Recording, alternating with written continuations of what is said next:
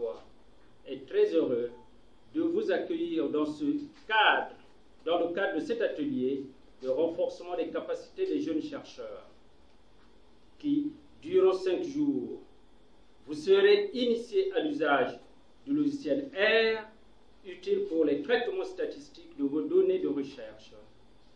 Cette formation enrichira, je l'espère, vos connaissances en matière de recherche scientifique. Messieurs les formateurs, les jeunes chercheurs que vous avez en face de vous attendent une bonne transmission des connaissances qui leur permettront de faciliter les traitements statistiques de leurs travaux.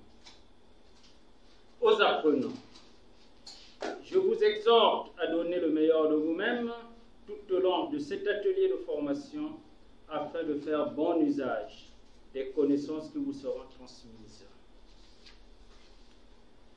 L'Institut national de recherche forestière sera toujours disponible à apporter sa contribution pour l'avancement de la recherche. Avant de clore mon propos, au nom de son Excellence Martin Parfait Aimé Koussouma-Vungu, ministre de la Recherche scientifique et de l'innovation technologique, je joins ma voix à celle de tout le personnel de l'IREF pour vous souhaiter la bienvenue et plein succès à vos travaux. Je vous remercie.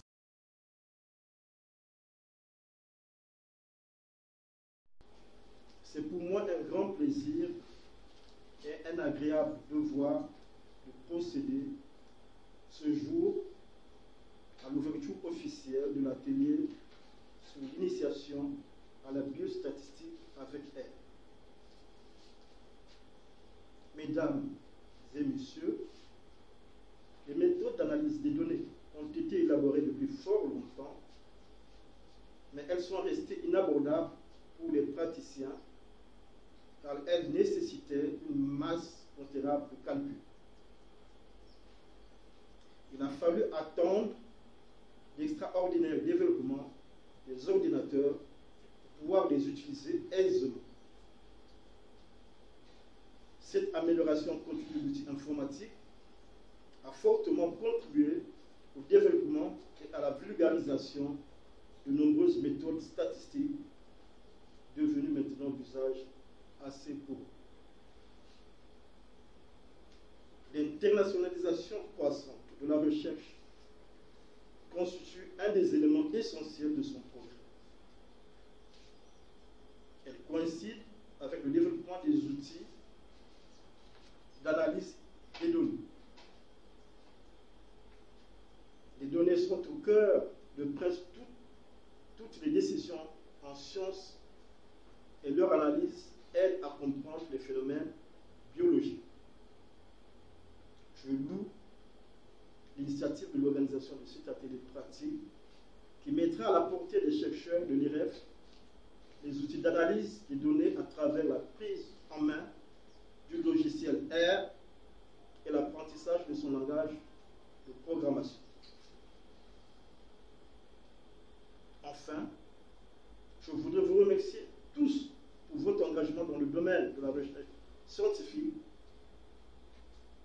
J'espère que cet atelier permettra de consolider davantage vos connaissances en matière d'analyse des données.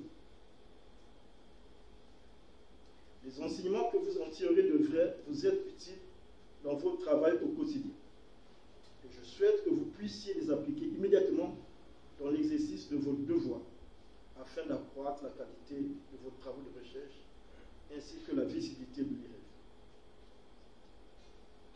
En souhaitant plein succès à ces travaux, au nom de son Excellence, M. Martin Parfait Aimé Koussouma-Vungu, je déclare ouvert l'atelier pratique sur l'initiation à la biostatistique avec R. Je vous remercie.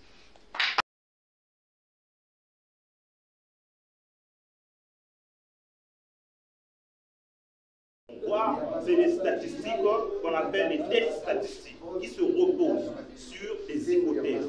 Nous avons l'hypothèse nulle, c'est-à-dire une hypothèse où l'assertion elle est vraie, et l'hypothèse alternative où l'assertion elle est fausse. Donc, sur des statistiques descriptives, sur les tests statistiques, nous avons différents tests. Nous avons les tests paramétriques et les tests non paramétriques. Donc, par exemple, pour un test paramétrique, nous avons par exemple le test student, le test de variance, donc c'est-à-dire la NOVA. Nous avons plusieurs tests. Des tests non paramétriques, nous avons par exemple le test de Kolmogorov-Smirnov, nous avons par exemple le test de Wipro, nous avons plusieurs tests qu'on va voir au cours de cette semaine. Et la dernière catégorie des statistiques qu'on va voir, c'est de la modélisation. C'est-à-dire comment prévoir, comment prédire ce que, avec des données qui sont un peu à l'échelle beaucoup plus petite, comment prédire, comment prévoir, mettre en place des équations, des modèles, afin que les autres utilisent ces modèles-là pour prédire des variables qui sont difficilement mesurables sur le terrain. Voilà un peu les 4 catégories des statistiques que nous allons voir au cours de cette semaine. Et ces statistiques sont appliquées sur la biologie. Beaucoup plus spécifiquement sur l'écologie forestière. Donc nous aurons beaucoup plus des exemples liés à la foresterie, beaucoup plus à la